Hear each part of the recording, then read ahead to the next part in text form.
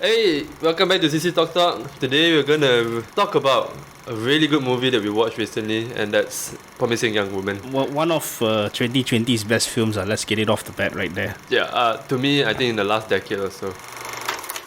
So, Promising Young Woman. Just watched it recently, like last week. Dalton, I think the week before that. Right? I think around the same time. I saw it on Saturday. You came midway through. Midweek, yeah. Midweek. Great movie. It's by first-time director Emerald Fennell. Yeah, she also wrote the movie. She was actually supporting actor in shows like The Crown. This is her first time as director. And Carey Mulligan comes back from the grave. She's been missing. She's been missing. I really like her from An Education a long time ago. Oh, great show. And she picks her script. She's very picky with it as far as I can read. I kind of feel like she's been underutilized in movies for a bit. I mean, the second Wall Street movie, and then also with Drive. With Refn. I love Drive, but I felt like her character was very underutilized. That's true. Yeah. She can do so much. Yeah, but right here, she's back with a vengeance. Yeah. One of the best performances, probably the best performance I've seen from her. Very, very, very good. I think throughout this whole podcast, I'll just keep saying very, very good, like non-stop, because I really, really enjoyed it. I can see your enthusiasm. Yeah, it's really great. If you think I sound like not enthusiastic as Dalton thinks, it's because I just had a long start to the day and I'm a bit tired. But trust me, I really, really enjoyed Promising Young Woman. And if this is Emerald Fennell's first movie, she wrote the movie as well.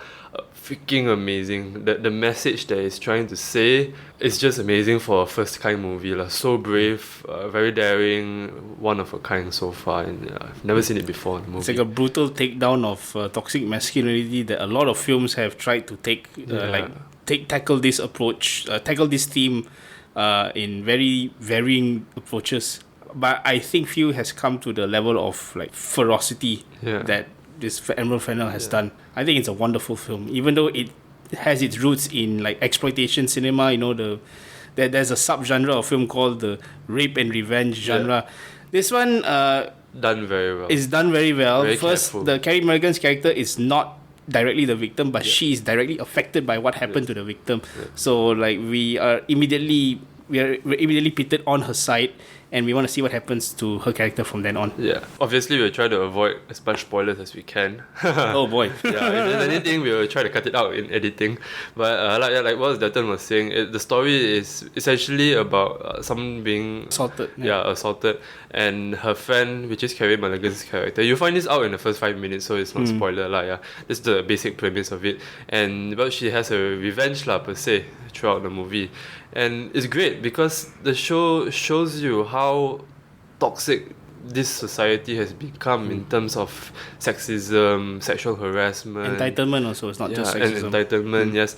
Many things basically like the American fraternity youth. All that's wrong about it. It's not just American per se. I've been seeing this a lot everywhere now. Yeah, of course in Malaysia it happens as well. But I mean, America is the most prominent example. Because it happens in America, it pretty much gets broadcast all over the world. But we're seeing it happen all over the world. Let's say China, Thailand, here. Yeah. Similar issues to what's facing characters like Cassie's friend. It's really great. They push things like catcalling, for example. If you don't know what catcalling is, it's like if a girl walks down the street, a guy looks at the girl, and the guy like, hey, hot stuff, give me your number. I like the pants you're wearing, or whatever horrible stuff like that. Or the classic wolf whistle. I can't whistle, my lips are dry, I'm sorry. So, people talk about this before, and if you might think that, it's just harmless, you can just ignore the guy making rude comments like that. But this show shows you how far and how much it might affect someone. And the show, yes, because it's a movie, of course it exaggerates certain things to entertain a little bit, but it really shows you how far and how deep it could affect you in many, many ways in your life. And they explore it in a very approachable manner. Like how I know some movies, especially so-called Oscar movies, when they want to talk about heavy subjects, heavy topics, right? They will dive very deep into it, and it gets very heavy as you watch it. Not saying it's a bad thing, but as a viewer, sometimes you're like, very serious stuff. Like it's drowning in its self-seriousness. Yeah, but in Promising Young Woman, they don't do that. They explore things very in-depth, but in a very easy way to understand and watch, I feel. The approach that I would probably describe this movie as it's playful, but at the same time it's also very dangerous and very smart. It's it's very light on its feet, even though the themes are quite dark, but it hits the ground running. Like, it opens straight away. You're into what Cassie is doing, Carey Mulligan's character, and then suddenly you start to see her life like unravel. Say, why is she behaving the way she's behaving? Actually, how you describe it was perfect, playful. Yeah. Because Carey Mulligan's character is playful. Yes. Even though she has a really dark background to her, like she has a lot of anger and hatred, but the way she executes her anger and hatred is through a very playful manner. Even like how she goes through her revenge per se throughout the movie, it's all very playful. It's very sly. Like, it reminds me of like how a cat moves very slinkily. But you know, she has a very like she can smile and giggle, but when you look into her eyes, you see like hell in those eyes. That's quite great acting from Carey Mulligan. There's something sinister over there, you know, that you really can't tell until you know, not spoiling anything until, well, the inevitable happens. Yeah. And it's great. I just run out of ways to compliment the movie from start to end. And so people describe it as thriller, but I would say it's almost 50-50 comedy thriller. It's a dark comedy. Yeah. It's something like what the Coen brothers would usually make, but this has like a very strong feminist edge to it. And watching it, right, I would actually consider it a romance movie as well. The romance here between the main guy and Carey Mulligan's character, I think is as good as a romance as anything that came out in the last 5 or 10 years. Agreed. The chemistry that they have, you really feel the joy of their love in the show. I was surprised to see the guy who played the main guy, Bo Burnham. Like, he's actually a filmmaker in his own right. He made, I think 2 years ago, he made one of my favorite films of that year called 8th Grade, which is about a coming of age. He made 8th Grade. Yeah, he made 8th Grade. He wrote and directed 8th Grade, and a really great coming of age comedy drama about a preteen girl. So great stuff. Even before that, he was a YouTuber. He made comedy sketches. So to see him go from where he started to where he's at now, it's actually pretty inspiring, to say the least. But he did a very good job here. He plays a very convincing, nice guy, but not too nice to the point where you say like something is up. It's very authentic. Yeah, it's an authentic performance. Even like when Carey Mulligan's character is taking revenge and all, everything is done in a very real sense, very authentic sense. Like all the characters, you can imagine meeting them on the streets any day, like your friends and all that. Yeah, they feel like real people. Yeah. Like they feel breathed in compared to, you know, other Hollywood caricatures. It's great this show. Throughout the whole 2 hours, I was constantly entertained and at the same time being educated. And when I say educated, I mean like I'm learning about things that I never knew about, or learning more about things that I've read a bit about, especially with sexual harassment and all these things. And I just find it amazing to be entertained, and at the same time my mind is being opened up to very heavy topics at the same time. It's just amazing how you can balance it out so well throughout the whole movie. You know, fun fact, I read an interview with the director. She was mentioning how she was pitching this movie to other studio execs, right? And I can't imagine. And then like she describes the scene. Okay, so this is just the opening of the movie, so no spoilers. Like Cassie seems to be drunk, so a guy who's very nice, tall and handsome picks her up and decides to take her to his home and have his way with her. While she's at first, to take care of her. At first, to take care of her, quote unquote. You know, but then she reveals that she's not in fact drunk. She's perfectly sober, and then she's like, she caught the guy by surprise. You know, literally caught him with his pants down.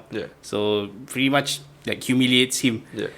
So the director was describing this scene to the studio heads as a pitch. The studio heads just replied, "Oh, so she's a psycho." You see? That's why this show needs to be watched, man. If I have it my way, right? If I'm like, I don't know, the president of a country, right? I'll make like all colleges play this movie and force every student to watch it. This is like probably the best example of a PSA in film that I can find. Yeah, it's great. Right now. I think every father, brother, uncle, sorry I'm going to target a male audience because really as a male, sometimes we just don't understand what some of us just don't get it. Some of us do. Good on you for that, but some of us just don't. So I really feel that not just male, even women should watch it, female, because to understand the repercussions that can happen if you allow this kind of behavior, and also sometimes to understand that other people are going through this also helps lah in every way. I really think like everyone in the whole world, every society of every level should just watch it. just play it on the streets everywhere, and everyone should watch it. I do appreciate the message that this movie is trying to come across, but as a movie, like in terms of its like filmmaking craft, I will say that it may have some pacing issues, but overall, the style is consistent, the tone is consistent. Like it's very, very tricky to pull off like a dark comedy, sort of a psychological thriller, psychological romance, slash romance. So it's a very tricky thing to pull off. At the same time, you keep a consistent tone throughout, and I think Emerald Fennell, she did a fantastic job, especially considering that this is her first film. You can see that this was made with passion. It was burning with passion from every frame.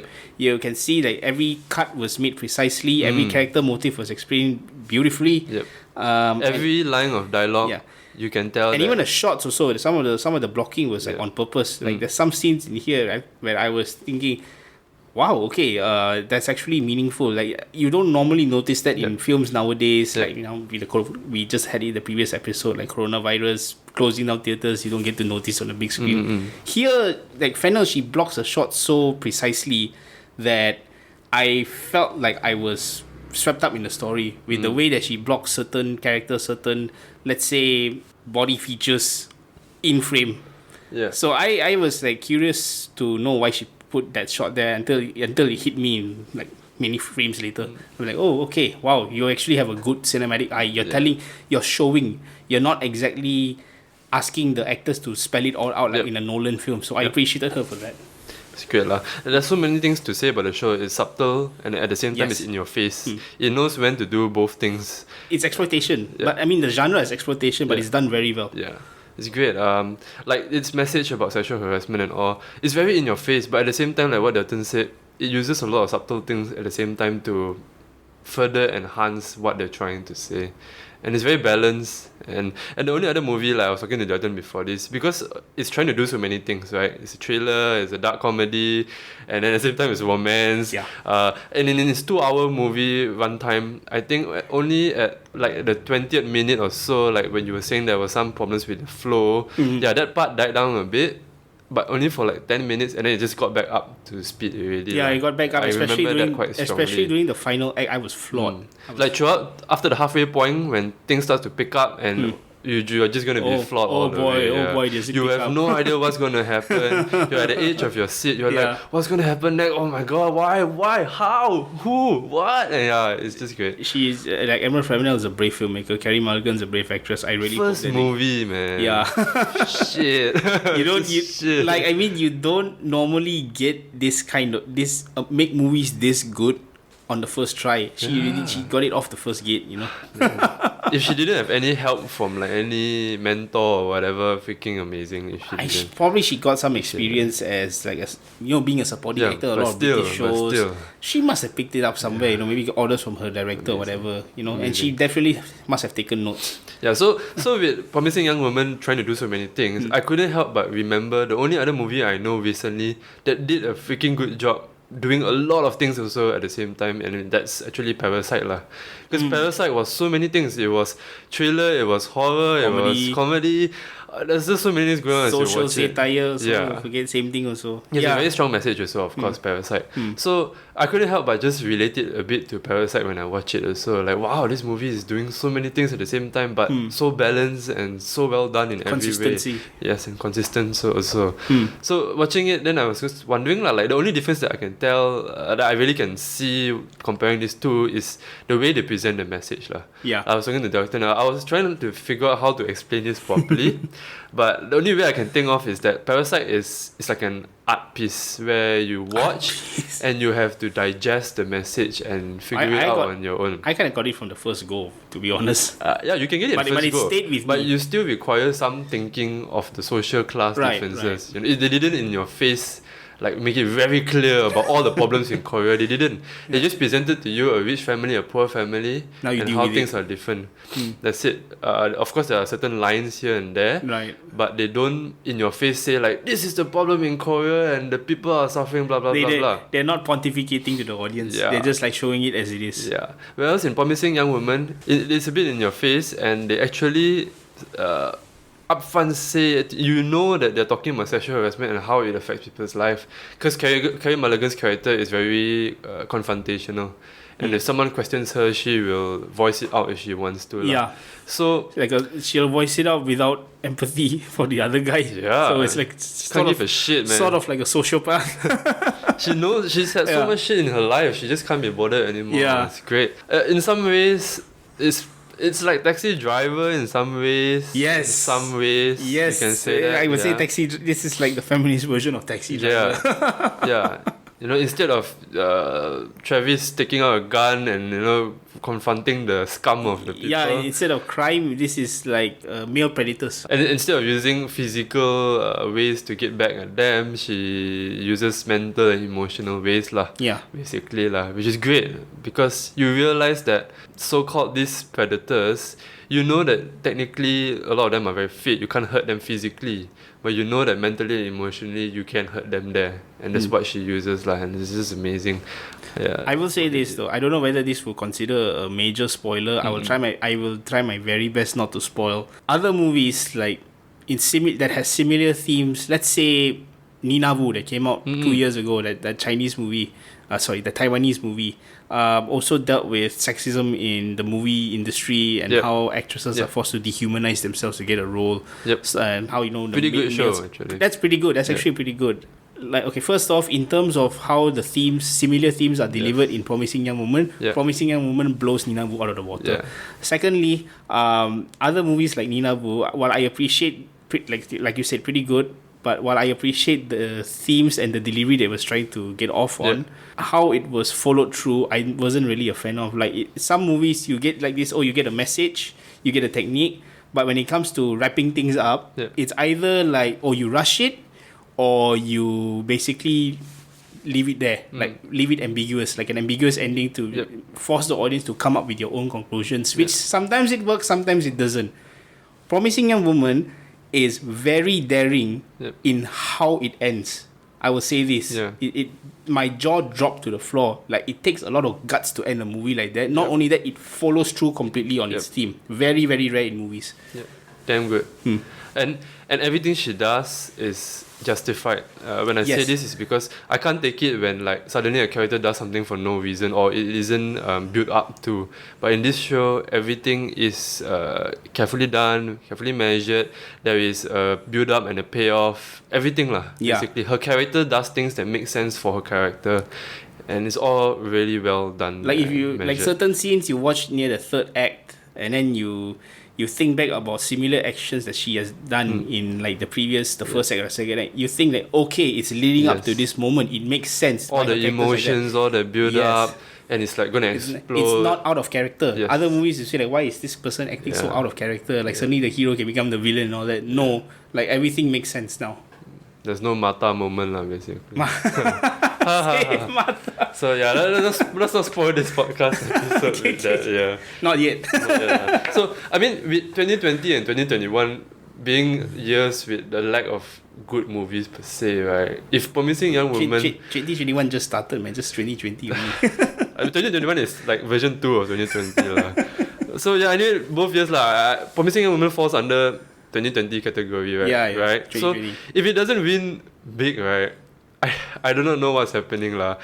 Either the judges themselves fall into a certain category that get offended by Promising Young Woman. Hey, I guess so. Then that's the only way I can see how it won't win anything this year lah. I thought there were a lot of female nominees this year though for Golden Globes. Well, Oscars not yet. They can nominate to say like, hey, we're being inclusive, but don't give you the prize, you know. Yeah, we'll see who wins. But really lah, Promising Woman is just too good this year, especially with a year with lack of movies. There's really no other contender this year, let's just be honest. I mean, I can think of a few. There's one movie called The Swerve, and then there's another movie called The Vest of Night, but all of them are indies because cinemas are closed. I really want to see Top Gun in IMAX, but we can't have nice things. Man, Top Gun. But yeah, I'm still waiting for the day it opens. It will open for big movies. Small movies like this, I'm just grateful that they're actually out. Now we can talk and discuss about them. Yeah. And like again, looking back in the last few years of movies, I really can't remember a movie that left me with such a strong impression. In terms of not just how much I enjoyed the movie, but in terms of the message that they're trying to tell. I really can't think of a movie. I think in the last 5 years, if I just look back and think, nothing comes close to Promising Young Woman. Not even Parasite? No. Wow. Not even Parasite. I mean, I appreciate what Parasite is trying to say, of course, with society's rich and poor, but I feel that Promising Young Woman's message about this problem with all the sexual inequalities and all this is a much more heavier problem that should be handled in this world. So watching it, and because the reason why for me Parasite wasn't as great as a lot of people perceive it to be is because I watched Burning before Parasite. And I felt that Burning is another Korean movie. Yeah, but you can say it's an indie Korean movie. It's way more ambiguous though. Yeah, but I like how Burning tried to portray the rich poor way more than Parasite in terms of the. I mean, it's more subtle. Yeah, and the strength of the message lah. I feel like the like, let's say the movie makes me think about something, so that is what I'm saying lah. Like Burning made me really think about the rich and poor disparity of Korea. Whereas in Parasite, it's like, oh, okay, there's a rich and poor disparity, but I don't really took the effort to go Google, or is it really that bad and all that. So like I'm talking about that kind of strength in message. I don't know if I'm explaining myself well. No, I get it. So like Promising Young Woman, with what it's talking about, which I feel is so much more crucial to talk about these days, rather than, I know there's still a big problem in Korea, but this sexual harassment thing is just way worse at all age. And then like in Malaysia with Sugar Book, oh my god, okay, like the guy, I don't know, man. Oh no. The guy can say that the founder can say is to empower women. Just like, okay, for example, him. I feel like the police, when they arrest him, right, in lockup, they should just make him watch Promising Young Woman 24/7 a day. Then he will learn something. Oh my god. Okay, I don't know him. I'm sorry if you know him, but when he says that he will encourage his wife and his daughter to do it, F no, okay, just F no. Did he say that? Apparently lah. I don't know if it's misquoted or what. Like I said, I don't know if it's misquoted. I didn't do my research, okay, but that's what I read. Oh my god. Okay, I don't care lah. The fact that he even founded the damn thing and proudly advertise it on everything that he can that was his downfall by making it public, posting it on social media. That was the YouTube ads, dude. YouTube ads still not bad, but if you post that poll on Facebook, you're a goner. He even had billboards on LDP. Okay, LDP is in Malaysia as well. In Kuala Lumpur, it's one of the main highways. It's a major highway. They had billboards on Sugar Book. So okay, whatever. Like you're talking about a social media service that promotes sugar daddy services in a conservative Muslim country, and he says that it's empowering women. So the fact, oh my goodness, I'm sorry, but people like him in the lockup 24/7 just play Promising Young Woman. Play it, strap the screen to his face, and make him watch that shit, man. Oh, that's cool, man. That's really cool. Yeah. Oh boy. Yeah, that's the situation we're in now, unfortunately. So that's why I say Promising Young Woman, I think for the times that we're in, the impact that it had on me was really, really high lah. If I say in like the last 5-10 years, in terms of a memorable movie like that, nothing comes close like this lah. I mean, I watch a lot of memorable movies like The Shining. I rewatched it, and it's so memorable. But like I was saying lah, in terms of entertainment and message and filming and all that, acting, it was just like it all peaked in this movie. It was really astounding. I'm definitely going to remember that ending for years to come. Yeah. Honestly, not spoiling anything, but that's how you make a wham ending lah. Like you were messaging me, not just wham, but full caps and exclamation mark. Wham! Yeah, full cap, wham! That's how you make an ending. Yeah. Shit. Oh, another movie that came to mind when I was watching Promising Young Woman is Get Out. Oh, wow. Because that's another movie that talks about social problems, right? The racism. Now that movie, sorry to interrupt, but that movie, I I like but I didn't love, and I got a lot of flack for it. So, but because I felt like it did not really, like, how do I say that? It did not really follow through on some of its themes. It felt more. It presented the themes, but they never question and answer the themes. Yeah, it's very, right? sorry to say black and white, like, it sounds like a pun right there. But it's like there's no grey line. Like, 100% these guys are bad, 100% these guys are evil. Yep. Like, I mean, you could say... That's great. That's great. Because Promising Young Woman does that so well. Yeah, Promising Young Woman does the same thing, but it does it exceptionally well because you have a character... Characters. You have characters that you fully understand their motives and you know what they're going for. And sorry, I'm just going to take this a bit before I forget. Because Promising Young Woman, the character Mulligan's character, the victim, and then the predator and all that, even the predators are presented in a very honest way. Like, that some men, they might have done something wrong, but they themselves might not have known about it. And some of them, they haven't done anything like it before, and they feel like, why not? Yeah. That's the dangerous part. And they even have characters who, like, maybe they did something wrong before, but they've changed. So should they still be punished for what they've done years ago? Yeah. So that's why I really, really enjoyed Promising Young Woman. It's that nuance, do these people who have done something wrong before, who are indeed culpable and they have changed, indeed genuinely changed, throughout the years, do they deserve forgiveness? Yeah. That's the question that Promising Young Woman also poses in lieu of many other questions. In fact, I'm just amazed because the director seems to know, like, okay, there's maybe one big question to ask, and then she makes a whole movie about the big question. But with that one big question, you have maybe like another 10 smaller questions, and then from that 10 smaller questions, there's another 5, for example. And she seems to be able to present all these questions with the right amount of time and screen time even. So like that small 5 questions, she'll just give one line. And as an audience, you hear that one line, you just think about it and like, hey, that's something there. And then maybe the other 10 slightly bigger questions, she maybe gives half a scene dedicated to that question. It's just great. Freaking amazing. Great. That's like, then leading back to what you were saying about Get Out. Yeah, Get Out is like very clean cut. Like, 100% okay, this character is bad, 100% this character is good. This is something about society, this fella embodies it. Yeah, I feel like it's a little bit too on the nose compared to Promising Young Woman, which is very well balanced.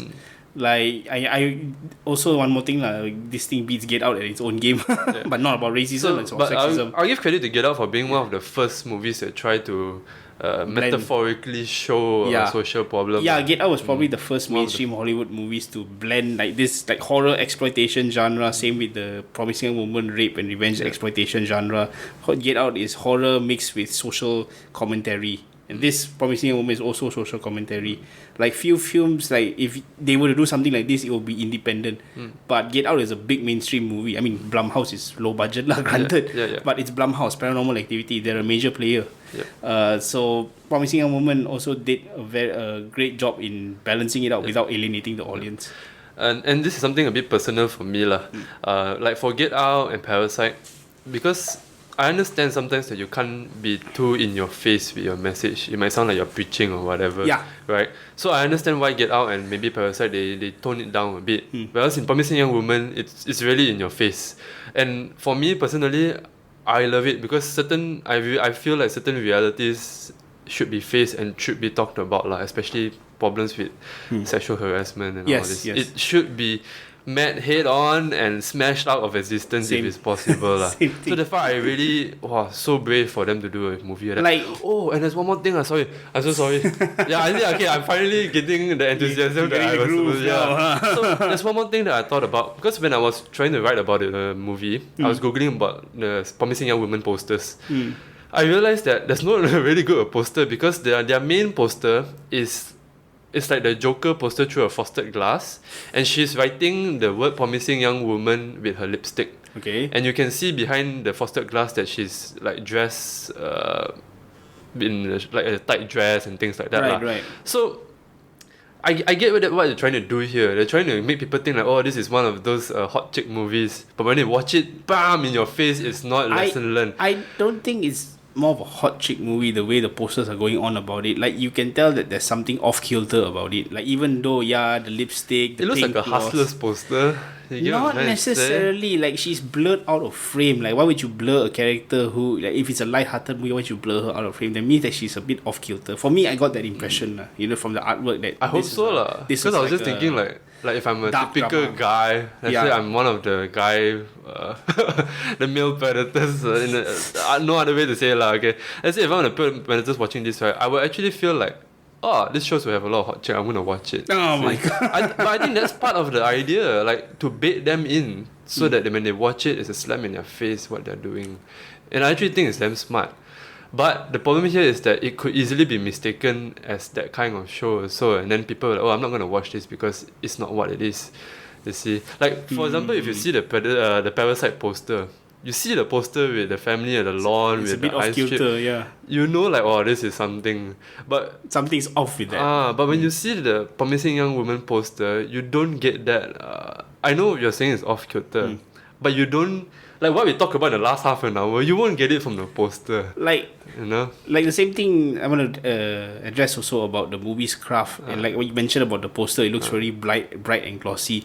The movie's cinematography is bright and glossy, and it's on purpose. The movie is dark also. It's not just playful. It's also very dark, and contrasted with the cinematography, which is bright and colorful. Right, you get this very unnerving experience. Like usually when you see all these bright, vivid colors, you associate it automatically as being a happy kind of film, very emotional, joyous, lively kind of film. To see dark stuff happening with that kind of cinematography is a bit jarring. It's a bit unnerving to see. So I think that was the intended effect Emerald Fennell was going for. Which is good. Like I said, I really think that they did that to mislead people, especially like the male audience that they want to slap their face in. I really think they tried to mislead people into that, which is great. Very smart, very brave. I appreciate films like this. I appreciate films like Get Out also, like bursting the gates open for discussion like this in a genre and an exploitative film. Though I personally feel Jordan Peele did a much better job at that with his next film, Us. That's for another discussion, but I felt like Us was a much better film than we need to have a Get discussion Out. about Us and Get Out.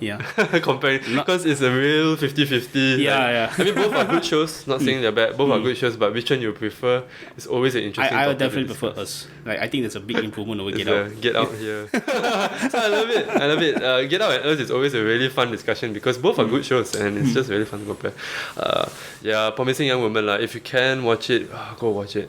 Watch the movie. Watch it whenever I'm considering buying the Blu-ray for this movie. This is a great film. Great film for the year.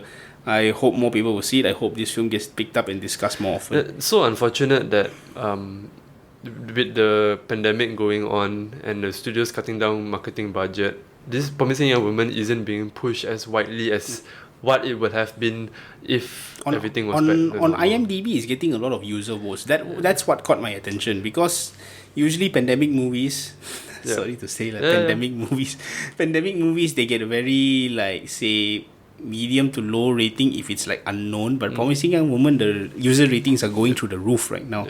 So that's what caught my attention. That means people are definitely paying attention to this movie. See, this is the kind of movie that Netflix should be showing.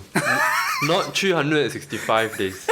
And not just showing, pushing. Netflix should be pushing this show because honestly, the more people who watch this, the better society will be. Not even kidding. 365. If you want to talk about movies that can spark a change, right? I really believe Promising Young Woman is one of those movies that really can change someone when they watch the show. Eventually, I feel like someone's going to pick up on this and just ride along with this team. Man, I hope so. It's great. Freaking great. Very good movie. That's our small review talk about. I won't call it a review because we just like to talk about the movies instead. I mean, that was sort of a review, wasn't it? But with a review, you have to give your verdict on it, and then I mean that's the typical assumption of a review. If this was a review, I'd give it an A.